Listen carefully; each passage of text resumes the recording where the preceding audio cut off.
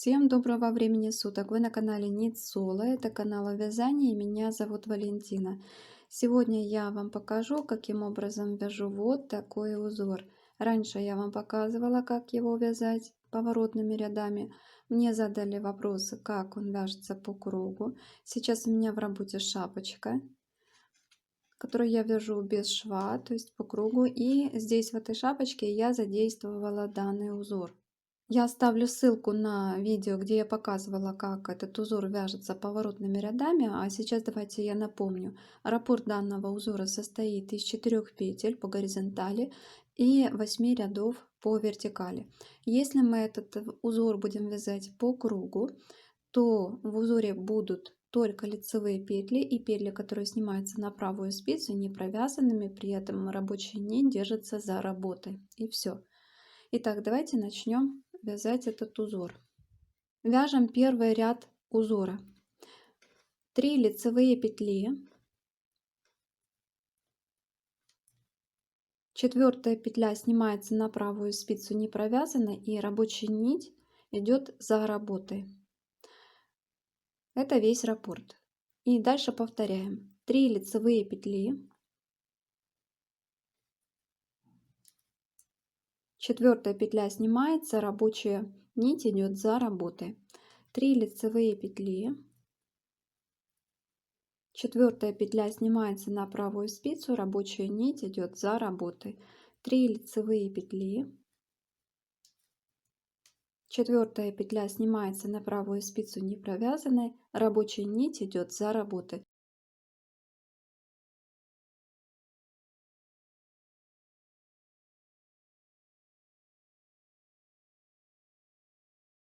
Таким образом вяжем до конца ряда, то есть 3 лицевые петли, 4 петля снимается на правую спицу, рабочая нить идет за работой.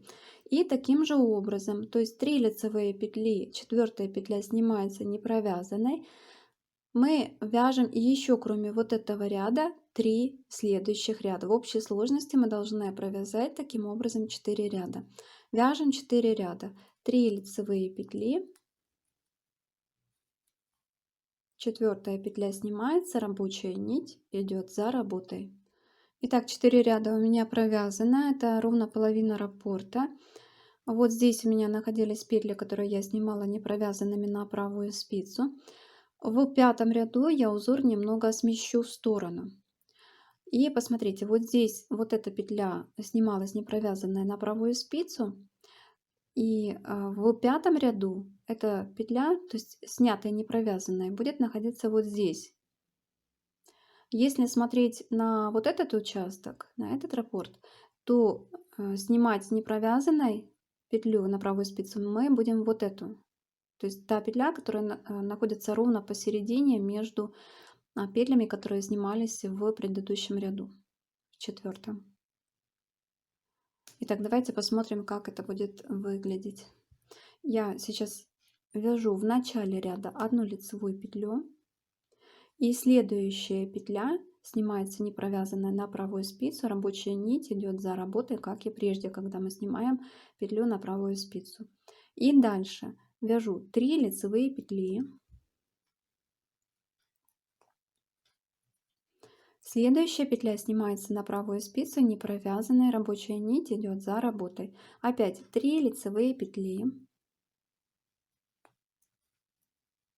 следующая петля снимается на правую спицу не провязанная, рабочая нить идет за работой. Опять 3 лицевые петли,